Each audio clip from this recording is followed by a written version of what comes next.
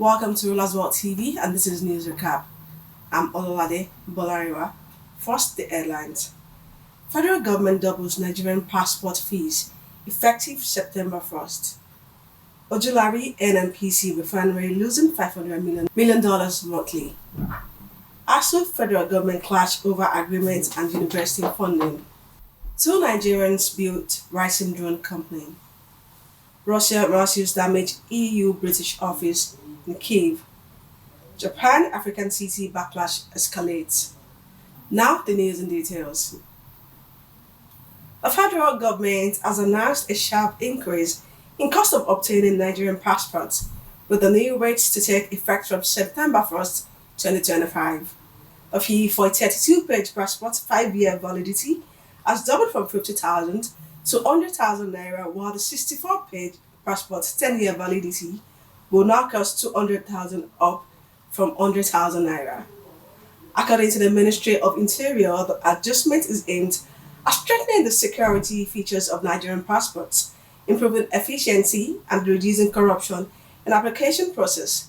Authorities also assured the applicants that the new system passports will now be ready within 1 week, addressing long-standing complaints of delays. Reactions have been mixed across the country, while many Nigerians expressed frustration over the timing of the increase amid economic hardship. Others say the act could just justify if it truly eliminates bottlenecks and makes the process faster and more transparent.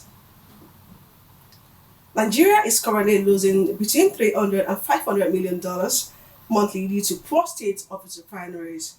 The group managing director of the Nigerian National Petroleum Company Limited, Bashir Ojulari, made this known while addressing members of the Nigerian Union of Petroleum and Natural Gas Workers (NUPEG) who visited the company on a fact-finding tour.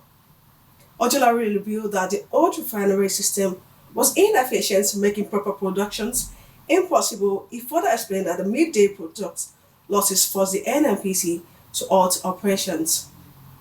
We've seen today that the refineries today, the one that was seemingly working before now is shut down. We don't really know what the reasons are. Press, all the pressmen, they be bombarding us, trying to find out, trying to know what is the state of our refineries.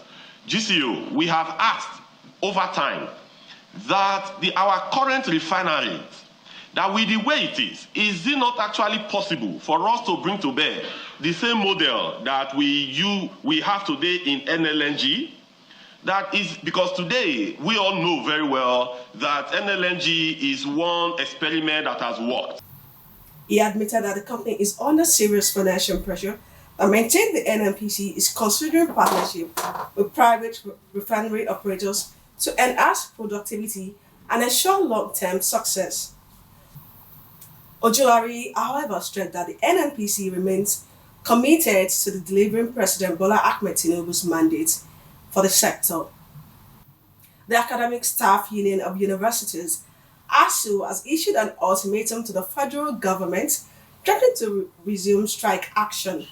The union accuses the government of failing to honor agreements reached in 2019 and 2021 regarding salaries, staff remuneration, and maintenance of university facilities.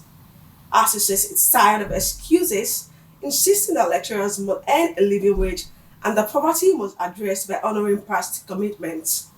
To our satisfaction by government, and we listed this as the renegotiation of the 2009 ASUU-FGN agreement, sustainable funding of our universities, funding for revitalization of public universities, the recent attempts by government to railroad our members into a loan scheme which cannot solve any problem in the tertiary institution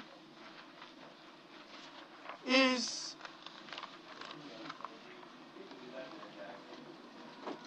an attempt to further deepen poverty in the university system.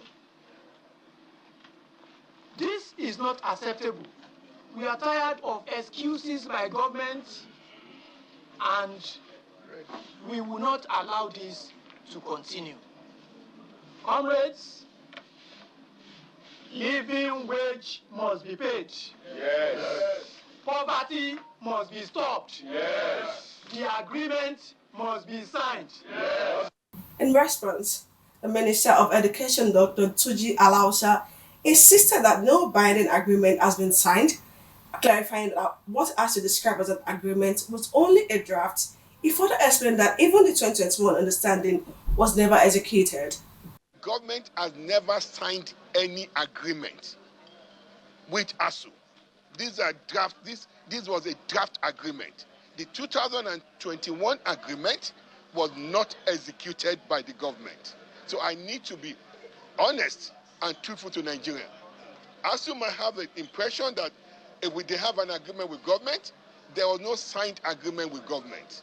Dr. Alausa, however, said President Bola Ahmed Tinubu has directed the government to resolve the crisis, which has lingered for over 16 years, once and for all.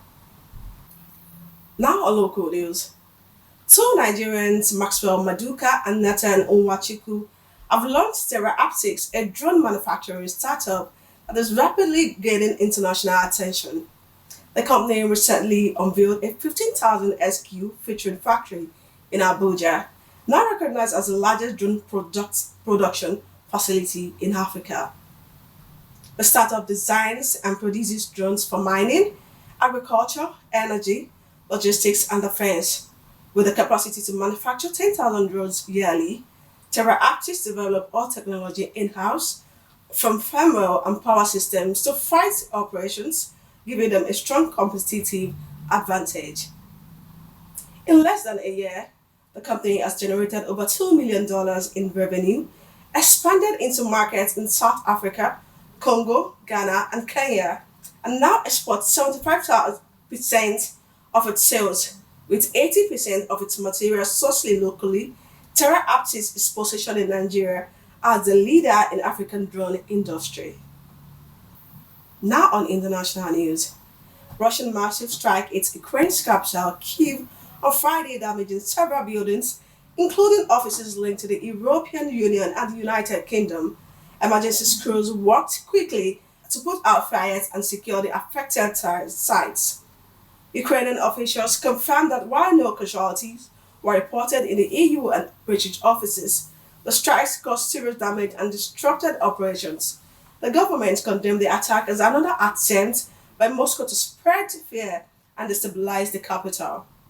Both the EU and the UK denounced the assault, calling it reckless and a violation of international law. Ukrainian President Volodymyr Zelensky renewed his call for stronger air defense system, urging allies to help protect civilians and critical infrastructure. Meanwhile, tensions arise as backlash escalates between Japan and African city following recent diplomatic and economic disagreements. The dispute, which began over policy and investment concerns, has sparked protest and criticism on both sides. Local leaders in the African city accused Japan of neglecting commitments tied to development projects, while Japanese officials dismissed the claims as unfair, maintaining that obligations had been fulfilled. Observers warn that if they left unresolved, the situation could strain Japan's relation with the wider region and jeopardize future cooperation on trade and infrastructure. Calls are mounting for urgent dialogue to ease tensions and prevent further fallout. That will be all for today on News Recap. For more updates, visit our website at www.rulersworldtv.com.